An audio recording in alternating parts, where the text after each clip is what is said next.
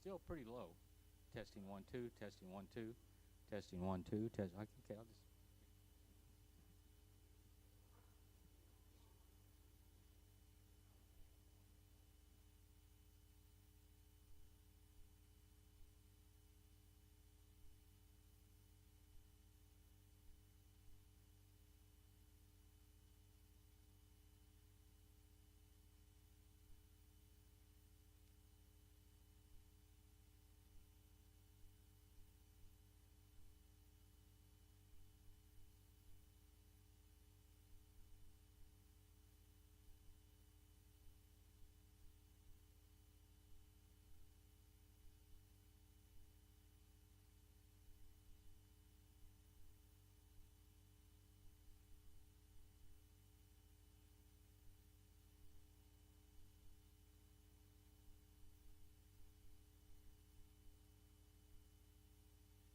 Use the laser, and if you sit very far in the back, he might use the laser on you. So you might want to sit towards the front.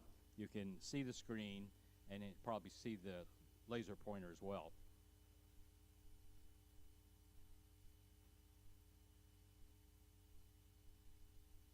So thank you for being here, especially being here early this morning.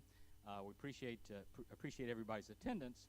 And we've had now for a few weeks a class going on, It All Points to God. And we've been taking advantage of the fact that the Lord has seen fit to put a number of scientists and engineers in the congregation and that are well recognized in their field. And so we've been introducing one another because, frankly, we don't like to talk about ourselves. But we're happy to talk about somebody else, especially somebody else that we respect and revere and love a lot. So I get the opportunity to introduce one of the closest brothers I have, Dr. Mark Johnson. Dr. Yeah, go ahead.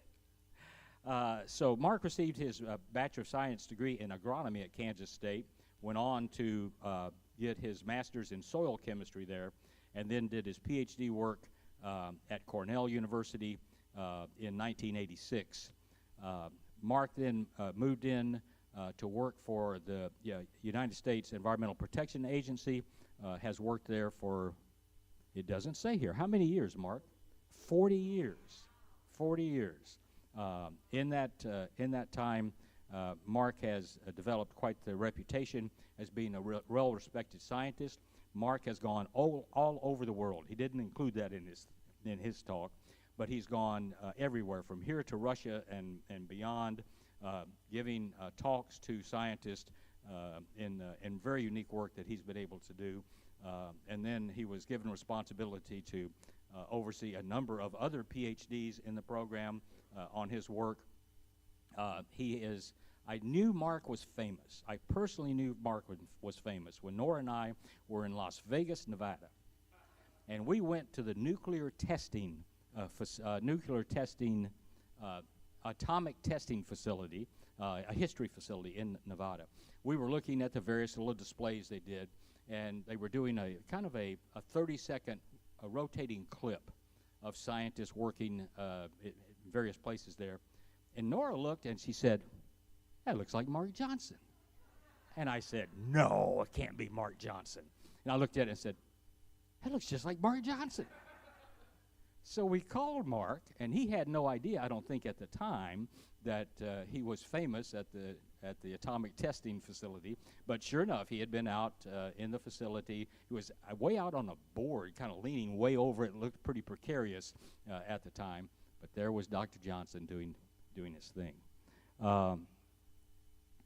Since then, he's conducted laboratory greenhouse, mesocosm, that's not pronounced right, mesocosm maybe, field and landscape level research on soils and below-ground processes. He's used a number of analytic techniques. He's also, when he was called on to look at soil science, he realized that 3/4 of the Earth's soil isn't available to us. It's all underneath the oceans. And so he got certified to dive, and he's gone all over the world diving. He has lived on islands and doing research. So I'll not embarrass him anymore, but just to say we welcome Dr. Johnson to the podium. Really look forward to your talk. Thank you. Thank you, Mark.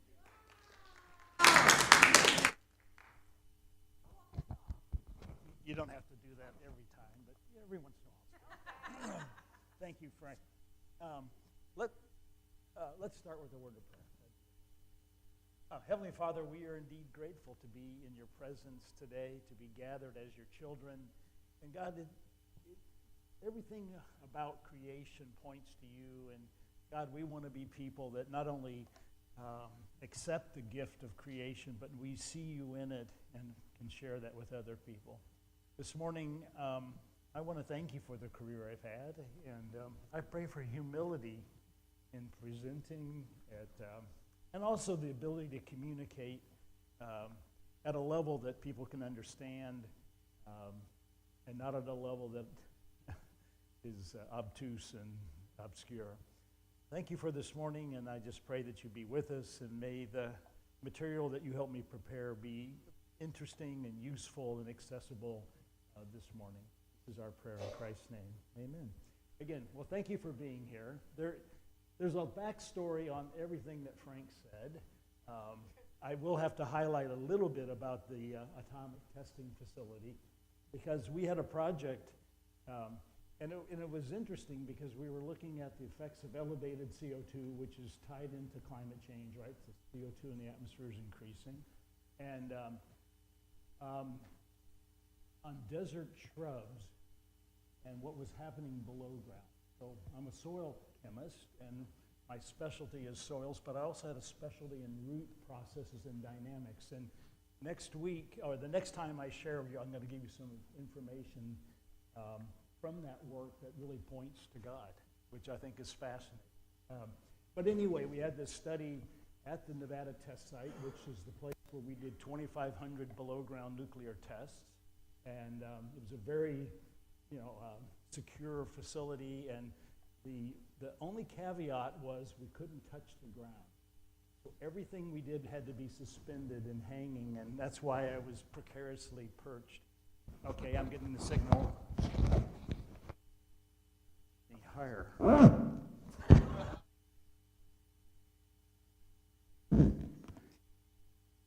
There. Speak, monkey, speak. Okay, very good. Yeah.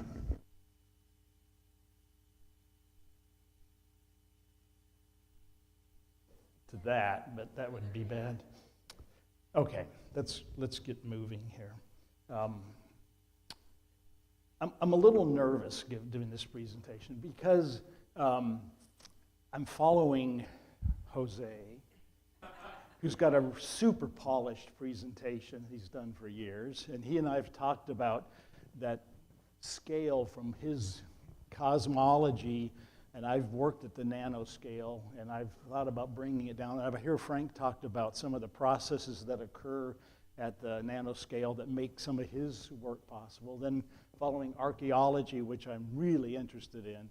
But anyway, and I'm going to talk about soils, which you're probably thinking that's odd. And I'm going to explain a lot of this. So one of the things that the thesis that I operate under is that all creation points to God. And I think that science has become, there's kind of this tacit rule: you can't believe in God and be a scientist. And that's absolutely not true. And so, and I'm going to tell you a little story in a minute about how that I was questioned about that. But let's start with this premise. In Romans 1:20, it says, "For since the creation of the world, God's invisible qualities, his eternal power, and his divine nature have been clearly seen, being understood from what has been made, so that people are without excuse." It's basically saying that creation points to God, and if you're a human being on this planet and you're observable in you make any observations, you're going to say, wow, there's amazing design, there's amazing order. It points to a designer. You cannot be a scientist and do the things you do and not draw that conclusion unless you've blocked out your brain. Now, the thing you got to remember, though, we have an enemy. And the enemy doesn't want you to see God. He doesn't want to see you noticing God anywhere. And so in 2 Corinthians 4:4, it says, the God of this age has blinded the minds of unbelievers. I think that's really true. You know, the idea that I'm not even going to consider the possibility of a designer because it's not cool, and, you know, how could I explain Darwin, you know, and all this other stuff. And so that they cannot see the light of the gospel that displays the glory of Christ, who is the image of God. Because creation points to God, it points to Christ and what God has done in preparing this world for us. And so here's one of the gifts that God has given us. And I know you've never thought this, but I think this every day. Soil is another gift from God that points to God. And you're like, really? Yes.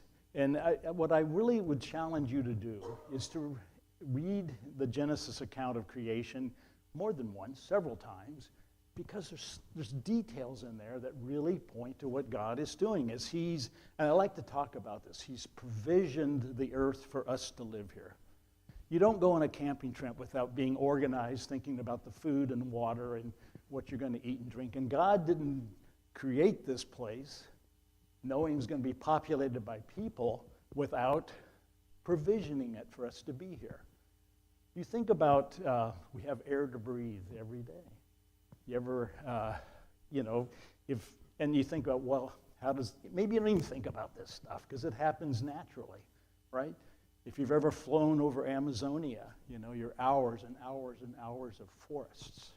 And those forests are taking up CO2 and they're producing oxygen. And you breathe oxygen, you know, every minute, several exchanges. That oxygen, without oxygen for 2 minutes, you'll be in trouble, right? Then there's water, and there's a huge water cycle, you know, and we just came from spending 5 weeks in a very dry part of the country, and it's called Arkansas, and it's not as if they didn't need the moisture, it just hadn't rained, and we come back here and it's cold and it's wet, but that's all God in His cycles, and there's energy. You think about the energy to keep the lights on. How much energy is used every day on this planet that God put it here for us? You know, when He created the world, He was anticipating we'd be here. And then He talks about land, and we'll talk about that in a minute, and that's soil, and then there's vegetation. So the third bullet says, so soil seems like an odd thing to think about as a gift from God. You don't wake up every morning like, oh, thank you for the soil. But I have for a long time. In this case, in this session and the next one, I hope to make the case that our very lives depend upon the soil, and that God has provisioned the earth in such a way that it can support and feed the 8,249,607,556 people, and that was the count as of Wednesday. And it goes up by 300,000 every day, but there's 150,000 deaths. So the population's increasing every day by 150,000 people. But God's providing food for all those people. There's part of our congregations up at a church retreat up in Camp Koinonia, and if you're going to feed the 50 people that are there, it takes a lot of provision and planning. Try to feed 8.2 billion people 3 times a day. Yeah, maybe not everybody's getting food 3 times, but it's a lot of food. And I claim it's not an accident. It's all part of God's plan, and it points to God.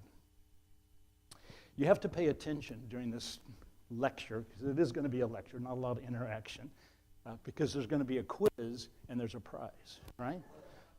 So what does the Bible say about soil? And I know you're on the edge of your seats, at least Susan is. And, it says things like in Genesis 4, later she gave birth to his brother Abel. Now Abel kept flocks, and Cain worked the soil. In the course of time, Cain brought some fruits of the soil as an offering to God. Noah, him as a sailor, but he was a man of the soil, okay? We're colleagues, and it's good stuff. And then in Exodus, God talks about bringing the first fruits of your soil into the house of God, of your God. And then in Numbers, it's talking about testing some of these places where the people were going. Is the soil good? Is it fertile or poor? Are trees growing? These are all indicators of God provisioning. And, you know, one of the things that's amazing about the U.S. and America is we have an abundance of soil. You know, but we shouldn't take. It breaks my heart to see all the trees that got cleared off of Walnut in the last month and what they're doing to the soil, right? And we need places to live, and it's best that that's done on marginal soils, as that place is. But we're going to spend some time next session talking about the extent of degradation, and is there a way to restore that? And how does God play into that? Now, if we're looking down 2 Chronicles 26, he had people working his fields and vineyards in the hills in the fertile lands, for he loved the soil. This is not the quiz, but does anybody know who that's talking about? It's talking about King Uzziah. He's one of the kings of Judah. He was a good king for a while, then even though he loved the soil, didn't make him a good king, right? Isaiah, let me move down, then in the Matthew, where we'll talk about the parable of the soil next session. But that's what that's about, good soil, so these are some things, if you're a gardener, you start figuring out that, oh, this is a good place to plant, that's not a good place, and it's all related to the soil. Okay, so what qualifies me to give this presentation? And Frank alluded to some of that. One of the things that's a curse, possibly, is that I'm curious. And I'm curious about more than soil. And so but that's one of the things that has motivated me. I have a family legacy tied to soils that I'll talk to you about in a minute. You won't believe this, but I studied fine art. But I also studied chemistry and soils in college. I have these advanced degrees that Frank talked about. And you probably think, what a nerd, you know. Who sits there and studies soils? You know, I do.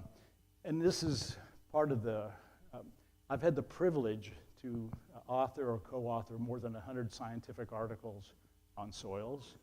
And as I mentioned, I have a 40-year career. We moved here in July of 1985, and July of 2025 is 40 years.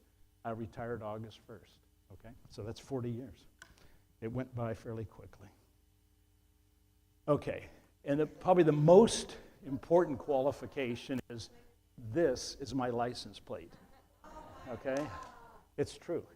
And I'm the only one in Oregon. And it turns out we were just visiting in Ohio, and a friend of mine sent me a note and said, look what my wife sent me. He was on a business trip, and she got him a license plate for his car that says Dr. Soil, but he's from Ohio. So this is a smaller number than the Senate. You know, it's exclusive. There's only potentially 50 of us, right? So anyway, that's what qualifies me, Dr. Soil. Okay. Oh, exactly. And so now let me answer this question. So how did I become a soil scientist? I think, and I believe that if you understand where people are coming from, it helps to explain their behavior, okay? So if you understand how I got here, maybe they'll understand my behavior a little bit. And this will be news to some of you, but it ties into a lot of things. So let me back up the bus. So I talk about my dad a lot. Hopefully he's online. Hi, Dad. He's 95, lives in Los Angeles, where I grew up. And you think, how does a guy from Los Angeles become a soils nerd? Well, so it turns out my father grew up on a farm in Kansas. And his parents, who were hard scrabble, you know, survived the Depression, lost their first farm in the Depression, said, we don't want you to be farmers. We want you to get educated. And so they made sure he and my uncle, his brother, went to college. And so my father was a mechanical and civil engineer, but he went ROTC, and after he got out of the Air Force, he said, I want to be more useful and fit for the kingdom. So he went to Harding University, which is a Christian, Church of Christ affiliated university or college, to study Bible and to learn how to lead singing. And then I have an older brother who was born while my dad was active in the Air Force.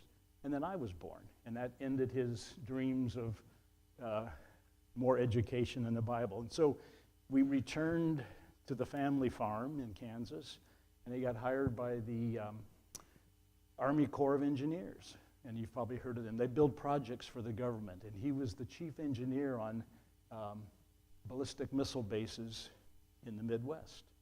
He got transferred to Los Angeles, and of course we were going to church, and one of the guys he went to church with was an engineer for Hughes Aircraft. This is a company owned by Howard Hughes. And Howard Hughes, that company, well, anyways, my father got recruited by them, and he left the Army Corps and spent his entire career in space and telecommunications. So that's how I grew up in Los Angeles. And but the great thing was I had grandparents who were still farmers, and my brother and I would go and spend, and you guys have a farm background, a month or 2 months with them in the summer during school break, learning about farming and living and being around animals and row crops and all that stuff. My brother and I would come on our bunk beds at night talking about being farmers together. And that was pretty fun, and that was an exciting thought. So my brother wasn't college oriented, and so he took off to move to Kansas and actually got a day job, and then was learning firsthand how to take over the farm. I, on the other hand, said, wow, I'm going to go the book route, So I went to junior college in California where I studied fine art and chemistry, and I transferred to Kansas State and got a degree in agronomy. Agronomy is the study of crops and soils. And how do you make the nutrition match the crops you're trying to grow, and understanding that. And then I got recruited to do a master's degree because Nancy was getting a second degree in medical technology, and I was just kind of hanging loose. And I finished that, and the gentleman I was working for, the professor, said, I'd love to see you do a PhD with me, but you shouldn't get all 3 degrees at the same school. At the time, he was editor-in-chief of Soil Science Society of America, which is the biggest professional journal in the U.S. for soil scientists. And I said, well, where should I go? He said, there's 2 choices. UC Riverside, which I grew up in L.A., and Riverside is where the smog backs up against the mountains. And I said, no, I'm not going there. Where's the other place? It's in New York at Cornell. I said, okay, so I'll go there. And again, I look at the hand of God in all of this, because not everyone who applies to that school gets in. Not everyone who applies and gets in gets support or scholarship. And God worked all of that out. And so we moved to New York, and you're thinking New York City. I was thinking New York City, and it's a lot like Corvallis. It's upstate. It's very rural, agricultural college of New York. And so anyway, after 11 years in college, I know, unbelievable, and again, it's another long story. I won't go into it, but God brought us here, and it's been a super blessing. Now I'm got to get back on track to the presentation. Oh, I thought this would be fun to show me as a soil scientist, right? So if you look at this picture, that orange vest is pretty new. So that's about a 30-year-old picture. I'm chubby. I don't have a soul patch. Anyway, that's me a long time ago, and I'm pretty sure I'm working over at Cascade Head, which is over on the coast, and we're collecting soil samples. This is me recently working in Alaska in a contaminated intertidal zone or mud flat. This is me working at a mine down in southern Oregon. And if you look, you'll see trees growing, but you'll see a lot of bare ground. All of that bare ground is contaminated. And what we were doing is developing techniques to treat the soil to grow vegetation. And so the places where the trees are, we've treated. And in 3 years, we had trees that were 2 meters tall. And that's part of what I'll tell you next time. And then finally, I also did lab work. And I have to point this way. So that's Nancy. She worked for me the last couple years. That's me.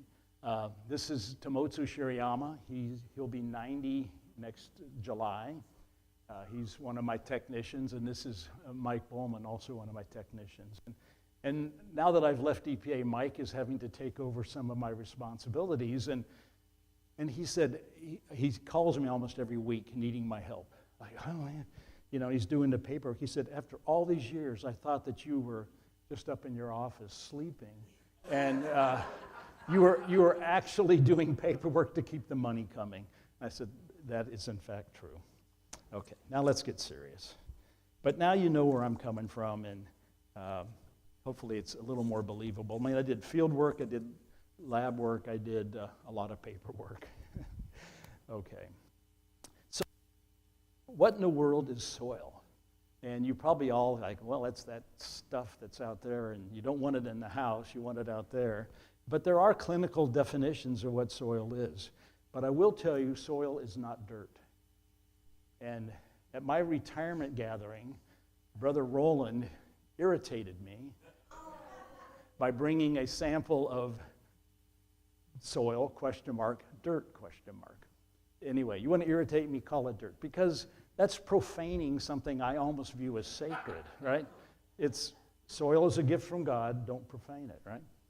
So anyway, we'll talk more about that 4-letter word later. Okay, so here's the clinical definitions. I'll have 4 of them, and I'm just going to read them, but they're going to make sense to you, and they'll resonate because, like, oh yeah, but how do you write that down? Okay, soil is the upper layer of earth in which plants grow, a black or dark material, typically consisting of a mixture of organic remains, clay, and rock particles. And I think of rock particles not as rocks, but as coarse fragments, and they grade in size. The second definition is soil is the biologically active and porous medium that is developed in the uppermost layer of the Earth's crust. Notice, developed, and like it wasn't there initially. It serves as a reservoir of water. That's kind of interesting to think about. And nutrients and a medium for the filtration and breakdown of injurious wastes. If you think about it, soil separates us from our wastes, and it also degrades it back to its sort of primary particles. And this is all part of God's engineering and process and preparation. It also helps in the cycling of carbon. Do you realize there's more carbon in soil than there is in all the forests and vegetation on the earth? The only bigger reservoir is the ocean, right? It also helps in the cycling and the movement of masses of material like carbon. Number 3, soil is the unconsolidated material. If you think about consolidated, it'd be like a rock is consolidated. Organic material on the immediate surface of the earth that serves as a natural medium for the growth of land plants. 4, soil is the unconsolidated mineral organic matter on the surface of the earth that has been subjected to and shows the effects of genetic, and that's meaning that the soil that forms is a product of its parent material and the rocks that it came from, what have you. So it's not genetic as in DNA. It's sort of a soil DNA, I guess.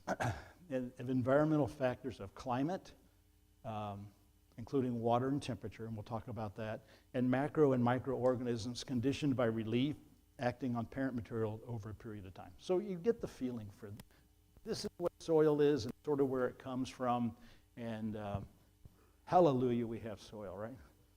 Okay, so how do we study it? Well, the picture on the left is one of my former postdocs, a guy named Jonathan Maynard, and you have to dig a hole. I've dug a lot of holes, and I have a lot of coring tools, and I thought about bringing the tools of the trade, but it just looks like garden stuff, But if you look at the panel on the right, there's a soil, and it's got some details that are super interesting to me. Remember, I'm really curious. So you see, oops, wrong button. Boom. So if you look, you see these roots. There's root channels, and there's little PEDs or aggregates, and there's organic matter on the top. You can see the needles, and this is in a coniferous forest, so that's the kind of starting material that happens there. And there's a difference between, say, in the Midwest, where there's prairie, so the main vegetation is grass, deep-rooted, puts lots of organic matter in the soil, and the stuff that falls on the top is grass, and so it's got a different pH than the needles that fall from trees. So forest soils are typically more acidic than prairie soils, and that's a good thing, because most agricultural crops don't grow in acidic soils, right? So, these are just little factoids.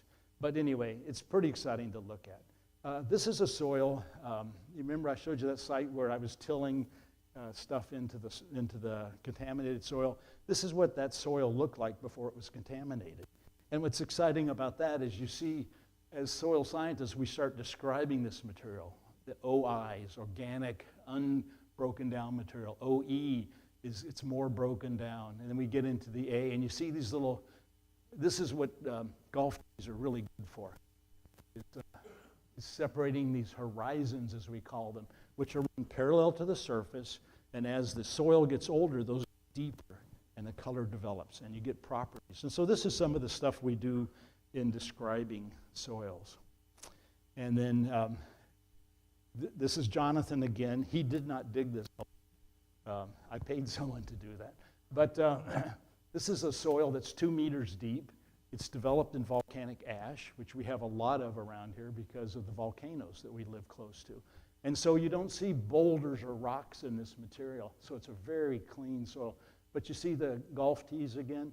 Those denote changes that we would call horizons. I'm no good at describing soils. I hire people to help me do that. But I really understand there's differences in chemistry and accumulation of it. But you look over here, and always we put in something for scale, and again, the organic matter. Then you see these little white specks, So that indicates something's going on. Either it's fungi, or in this particular case, it's a zone of eluviation. Material has been leached out of it. It's almost bleached in the middle of a brown soil.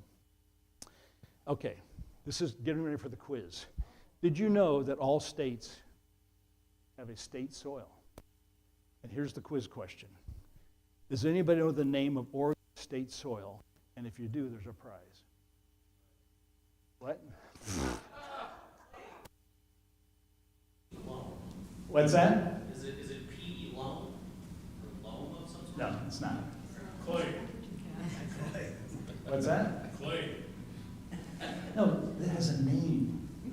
So soil is made of sand, silt, and clay, right? That's a component. So gone. Oh, okay, nice try. No, it's called the Jory. Jory soil. Okay, and you can't really read this. This is a profile of that Jory soil. It was collected up here in Mac Forest. And if this next panel shows where the soil is found. So you see here's Oregon. It's found in the Willamette Valley. It's a super productive. Yeah, it is. It's a really great soil. And it used to be you could drive by, Enchanted Forest, and they'd kind of cut the hill away there. Bright red, that's Jory. But anyway, you can see the pictures here of, how we love to do this as soil nerds. You open it up and you look at it and you ooh and ah and take pictures and, put it in your Christmas card. And that's another thing. My children grew up thinking that every family stopped at road cuts. It's probably not true, but anyway. Okay, the Jory soil. I'll keep the prize. There'll be another next time. Okay, all right.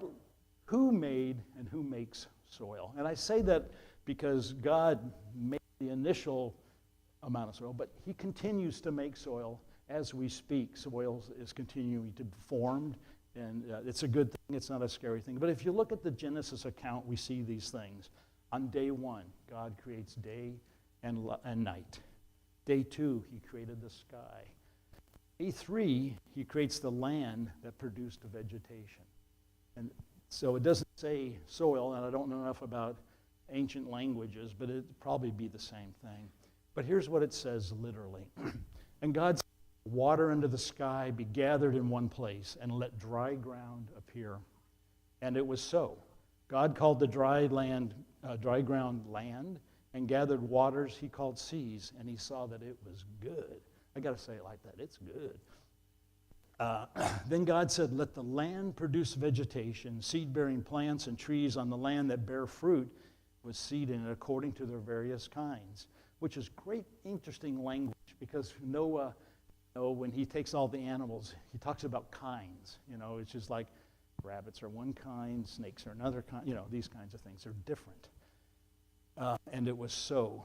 And the land produced vegetation, plants bearing seed according to their kinds, and trees bearing fruit with seed according to their kinds. And God saw that it was good, and there was evening, and there was morning the third day. So you see that God in creation, he puts the pieces together, and he provisions the earth, and this process continues to today. And we're doing our best to interfere with that in a lot of ways. But God is so big and so amazing his creation that even our best efforts can't stop what God has done, what God has, and hallelujah for that, because it continues to provide for us. So how did and how does God make soil? Now that's sort of the essence of what my whole career was about. Who gets paid to look at what God has done? I did. And thank you, taxpayers, very much. But I think it's for good cause. All right. So the answer to this is CLORT, to this question. How did he makes it through CLORT? Well, that's an acronym, right? And so the CL stands for climate. And if you think about this. As a glacier retreats, it leaves ground up rock material, right? That the glacier has been grinding. And, if you've ever been to a glacier or Canada or Yosemite, or the San Juan Islands, all glacially impacted landscapes. The climate describes the weather characteristics over a period of time, including temperature and rainfall. And as you drive from here to Southern California, you go by Mount Shasta, right? And you look up there and you see ice-capped and what have you. And even though there's probably rainfall and sunlight, what's one feature of that landscape that would affect soil development? Excuse me? Yeah, temperature. It's cold. What happens to why do we put stuff in the freezer? It slows down decay. Why do we, and so it slows everything down. So those soils are developing slowly. Now you change that and go to the Willamette Valley, where there's a lot of precip, a lot of biology and things going on. Things will happen faster. 5 inches of rainfall versus 40 inches of rainfall. It makes a difference, okay? So climate's a factor, and temperatures are part of that. The next is organisms. Organisms are the kinds of plants and animals that influence the way soils are formed. So you think about, in that first statement, let's create land and have plants on it. What do plants do? They put out roots. I've shown you pictures of that. What do roots do? My kids, when they were in kindergarten, brought home a little seedling from school and said, Dad, plant this. So I did. 25 years later, it was 65 feet tall. It broke my driveway up. I sued the Arbor Day Foundation and did nothing, got nothing. But that's the point. They're powerful, although they're slow, they're every day, and you'll see it, breaking up sidewalks and lifting up streets and what have you. At the same time, they're turning over, which means they're dying, and there's organic matter that goes into the soil. And microbes and organisms move that stuff all around, and that's one of the roles of the organisms, bioturbation, mixing things up. Next is relief. It describes the shape of the Earth's surface. We talked about mountains, but you think about valleys. One of the things I'm very sensitive to is, where does the water gather? And next time we'll talk about underwater soils, as Frank mentioned earlier. There's a lot of stuff that happens underwater on sediments that came from the land in this process. So if a soil is wet and has what we call reducing conditions or low oxygen, a whole nother set of processes happens or occurs. The way the electrons flow and the energy that moves through the system. And so that's due to relief. And then there's the parent material. What's it starting with? Parent material describes the kinds of rocks or transported sediments that soil is formed in. I showed you one formed in ash. Deep, wonderful soils. In the Midwest, limestone, which weathers pretty easily. Then you get the hard stuff like granite. The Jory is in weathered basalt. If you think you've ever driven up the Columbia Gorge, you see these layers of basalt, these columns that are beautiful, Again, the way God formed this area, there was volcanoes, and it put layers of deep basalt. And while that stuff weathers, it's fairly uniform in how things happen. Okay. Older soils have much more differences in color and structure. And again, you think about how all these things work together, and you think about top to bottom. These are the processes. And this is man's interpretation of what we observe and how we think God did this, right? What I really want to do, and I hope heaven is set up this way, that there's the worship part and then there's the technical part, where we can go in and ask technical questions. That's just the nerd in me, because there's so much that we still don't know. And it's just something you need to hold in awe and be excited about. Okay, so this diagram shows all of that.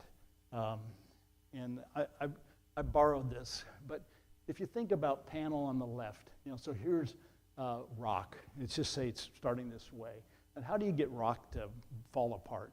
Well, you put some water on it, you freeze it, you thaw it, And one of the things that I've been able to see, kind of it points to how amazing God is, that in those places that we treat and try to restore, there's a natural process of reseeding. It's either the birds dropping stuff off or wind or what have you, but in come plants. And, oops, I hit the wrong button again. And so the cracks form, there's nothing organic. Well, you start getting these lower forms of life, the life nearing species. And they start, scabbing onto things and adding organic acids, and it furthers the decomposition and breakdown. But you start getting these fractures and things develop, and then with time, which is going across this way, you get higher plants with roots, and it just all starts feeding. So it sort of makes sense from what you've observed, and finally, given time, you get the soils that we see today, and it takes quite a bit of time for that to happen. So that's soil formation. I think if using what we have and the things God has revealed to us, and it's really kind of fun to be a scientist, and as you dive into things, you just keep seeing the hand of God, and like, wow. And I feel privileged to have had a front row seat to a lot of it. Why are these so important to us? And I don't know how to make this argument any better than just to show you and give you a bunch of words and let you think about it and integrate this into your thinking. So soils sustain life. Think about that. Without soil, there would be no life. Really? Yeah, really. Soil is the reservoir on which most of life on Earth depends. Soil is the primary source of food. 95% of our food comes from plants growing in soil. And so if where does the other 5% come from? Fish and plankton, and I don't know. So I didn't have any plankton this morning, but maybe somebody did. But you think about it. Every one of you this morning, if you had breakfast, it came from the soil, right? No, it came from the grocery store, right? Okay, yeah, you could say that. But you think about other things, feed and forage, which feed animals, and you think about the energy and the trophic levels of all of this that come to feeding us. There's wood, there's fibers, the clothing that we have, it's not synthetic, it's cotton, hemp, or bamboo. And then pharmaceuticals. There's a whole amazing array of pharmaceuticals that come from soil. And Linda, I don't know if you knew that, but the soil holds an incredible amount of bacteria and diversity of those things. And there's basically war going on between all the microbes, and they're putting out chemicals and doing this. But we have extracted a lot of chemicals, and pharmaceuticals come from soil. And that's not my area of expertise, but it's a fascinating thing to think about, how God provisioned the earth with soil to feed us. And okay, almost done. Now, this is really a hard slide to see, but I'll kind of work through it. So we talk about what we call ecosystem services. What are, the ecosystem that we live in? And that's kind of gobbledygook talk for, we live in the Willamette Valley, and it has these kind of properties. But you think about an ecosystem service as a benefit to society derived from a healthy ecosystem property or process, okay? So the top one would be provisioning services. And we've talked about food, fresh water. Again, soil is the world's biggest water filter. Wood production, fiber production. In some cases, soils are energy. I was over in Scotland, and again, being curious, I was really curious about some things products they were making there, and I was talking to this woman, and somehow peat came up. Well, peat is just organic material. Coal, which is a form of God provisioned. You think about liquid form of organic matter that God provisioned us with. But peat is another one. It's something that grows in wet, boggy areas. And I made the comment, said, no one's using peat anymore. And she said, I heat my house with it. I said, really? So there are people out with peat shovels, drying the stuff out, and they put it in their it's not a wood stove, it's a peat stove. So there's the energy there. Then you think about regulating services. There's a big exchange of gases between the soil and the atmosphere. And that happens in the background while you're sleeping. And the soil water storage. And you don't figure these things out till you do an experiment.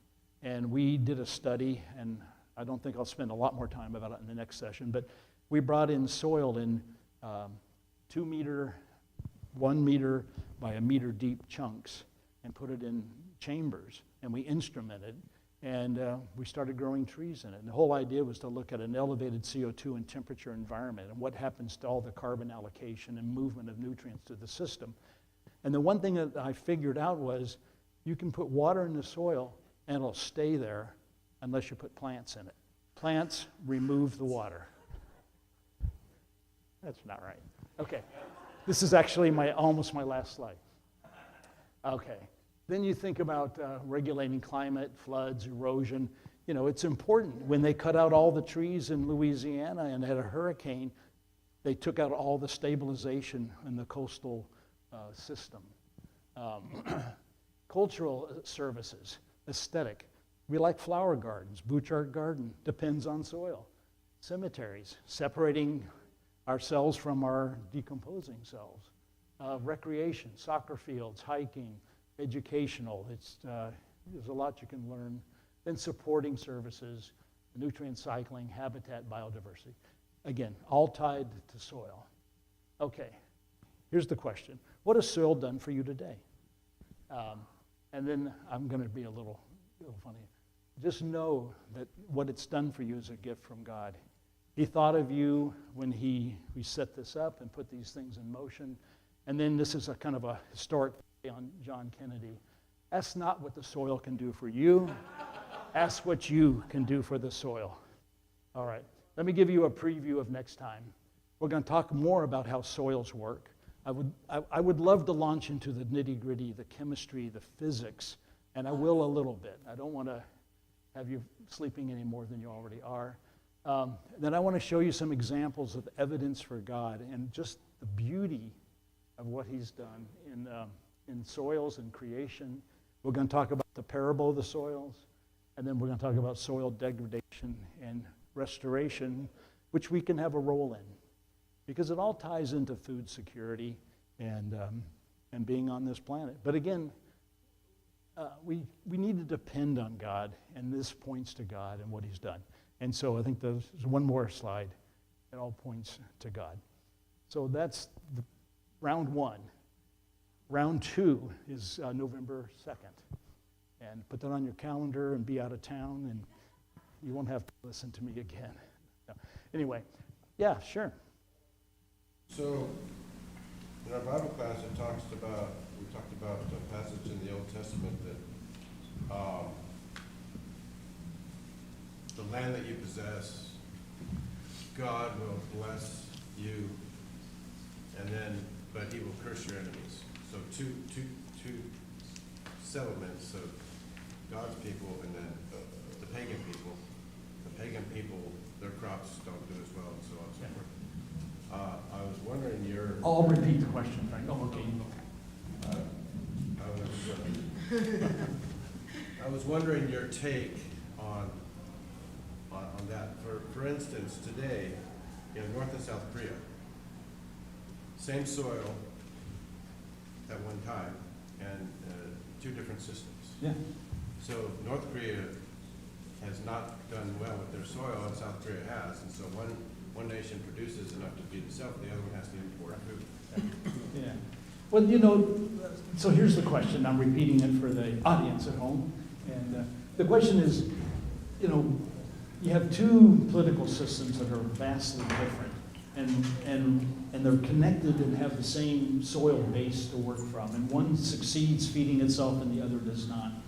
What's the difference? Well, the difference is where their emphasis and their focus has been. In the particular case you mentioned of the two Koreas, I think the North has focused so much on military and isolation and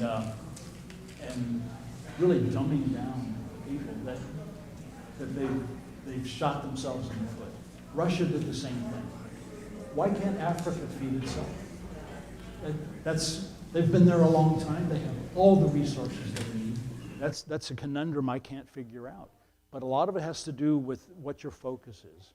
Are you taking care of I think God asks us to be stewards of this garden, if you think about that he's put us in. And so taking care of it, keeping our soils from eroding. We made mistakes in the past too. The Dust Bowl is an example of that, of how we didn't use contour agriculture, and then we had several years of drought that led to soil being blown away and relocating and really transformed our own political system. So anyway, sorry we didn't have time for more questions. Thank you for being here. And